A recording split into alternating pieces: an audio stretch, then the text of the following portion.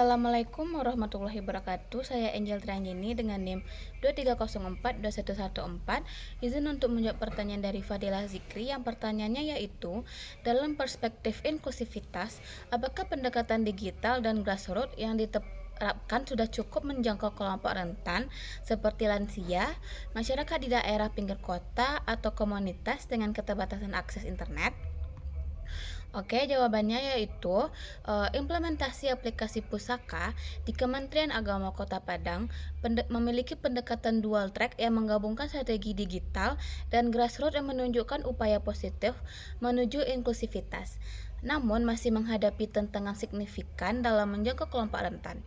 Meskipun pendekatan digital melalui media sosial efektif untuk masyarakat perkotaan dan generasi muda, sebagian masyarakat masih kesulitan memahami aplikasi digital yang dikarenakan dalam hal tinggal di wilayah dengan akses internet yang terbatas.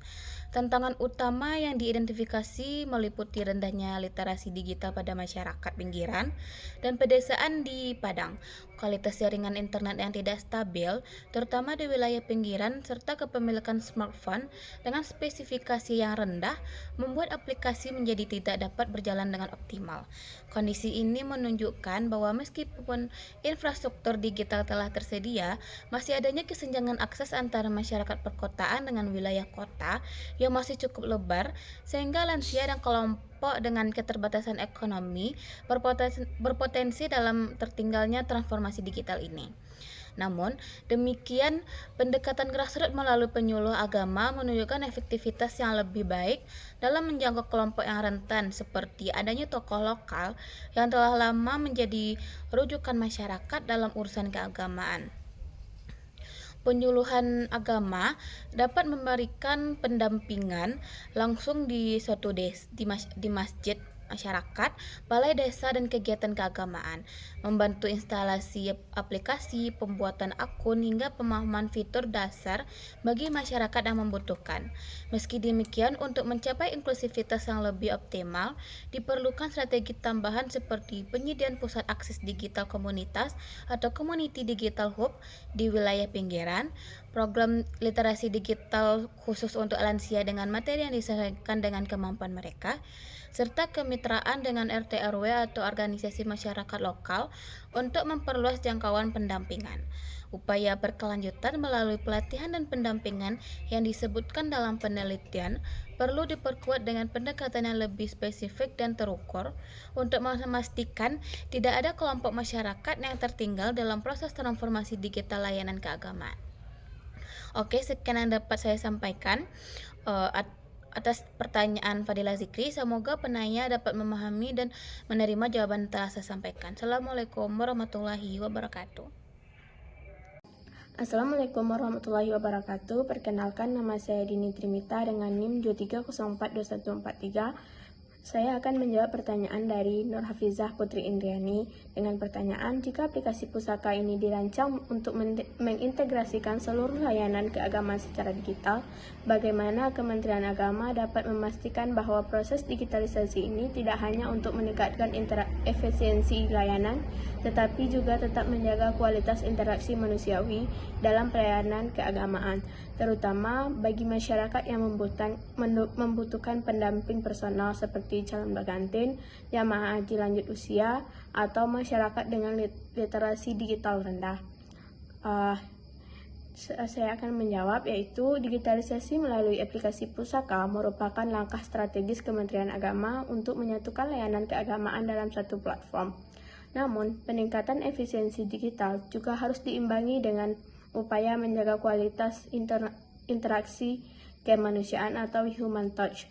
Dalam layanan keagamaan ini, hal ini juga penting terutama bagi kelompok yang membutuhkan pendamping personal seperti calon pengantin, jamaah haji lanjut usia, serta masyarakat dengan literasi digital rendah. Agar digitalisasi tidak menghilangkan dimensi kemanusiaan, Kementerian Agama dapat melakukan beberapa langkah, yaitu modal layanan hybrid, pendamping digital, desain aplikasi inklusif, penguatan peran penyuluh, fitur layanan berbasis interaksi manusia, pelatihan literasi digital, serta evaluasi berkelanjutan. Dengan strategi tersebut, digitalisasi tidak hanya meningkatkan kecepatan layanan, tetapi juga dapat mempertahankan nilai, empati, dan kedekatan sosial yang sangat penting dalam pelayanan keagamaan. Hanya itu yang dapat saya berikan jawaban. Terima kasih. Wassalamualaikum warahmatullahi wabarakatuh. Assalamualaikum warahmatullahi wabarakatuh. Perkenalkan, nama saya Hijri Nurul Ramadan dengan NIM 23042292. Saya dari anggota kelompok 10 akan menjawab pertanyaan dari Alia Yusri Apriliani dengan pertanyaan yaitu bagaimana faktor budaya, sosial, dan keagamaan di Kota Padang mempengaruhi keberhasilan sosialisasi pusaka, khususnya dalam pemanfaatan penyuluhan agama sebagai komunikator terpercaya di era digital ini.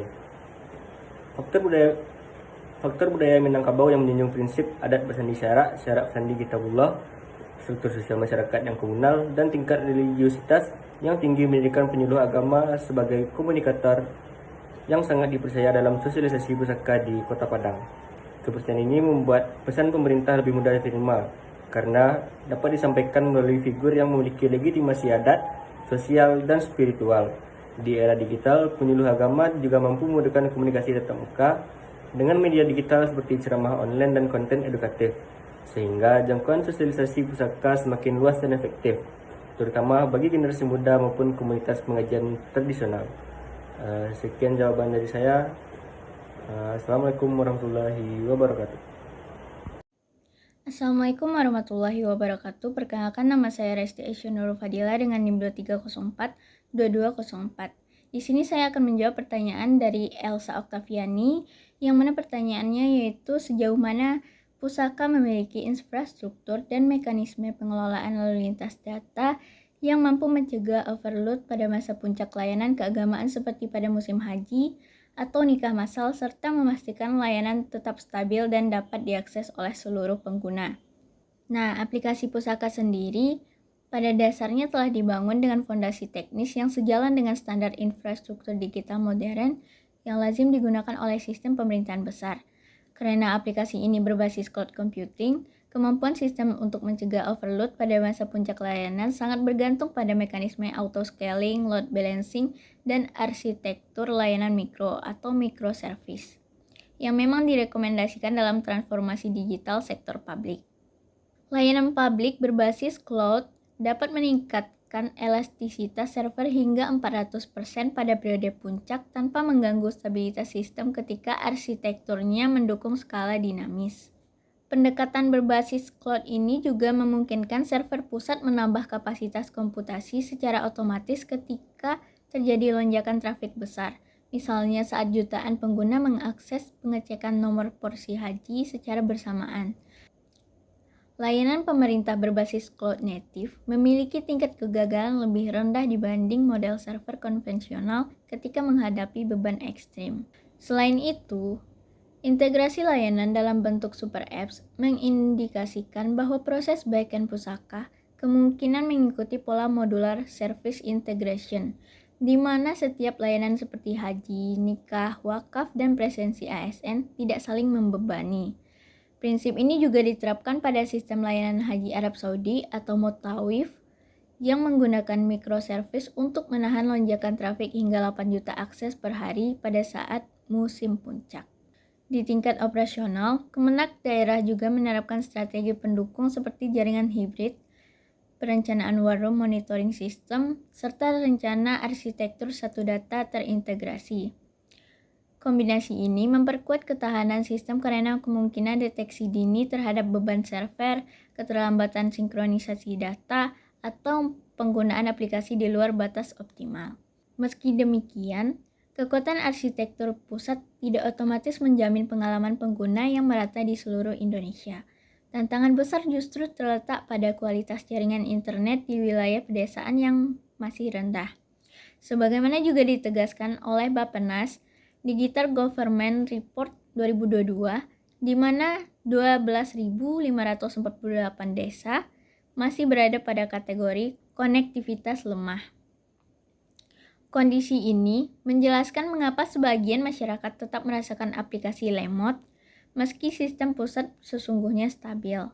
Dengan kata lain, potensi overload pada sisi server dapat dikendalikan, tetapi hambatan akses lapangan tetap menjadi isu struktural yang belum dapat sepenuhnya ditangani oleh aplikasi. Dapat disimpulkan bahwa aplikasi pusaka memiliki kapasitas infrastruktur yang cukup untuk mencegah overload pada masa puncak layanan, selama beban berada pada sisi server pusat dan bukan pada sisi jaringan pengguna.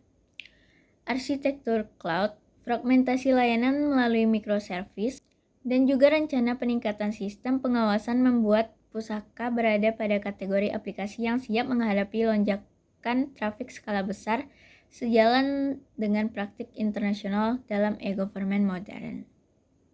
Dengan demikian, stabilitas pusaka secara sistem inti relatif terjamin, sedangkan tantangan sesungguhnya berada pada kualitas konektivitas lokal dan literasi digital masyarakat, bukan pada ketahanan server pusat.